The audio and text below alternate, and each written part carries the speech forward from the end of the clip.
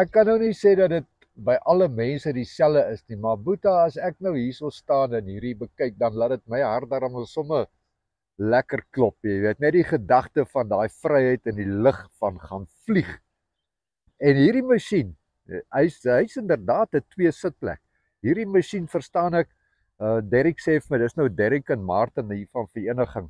Martin verduidelik vir my, hierdie aeroplane is nou hier uit die 40s, vroeg 50s, wat hy in gebruik geneem is as vervanging van daai dubbelvlerk vliegtuie dis nou vir opleiding.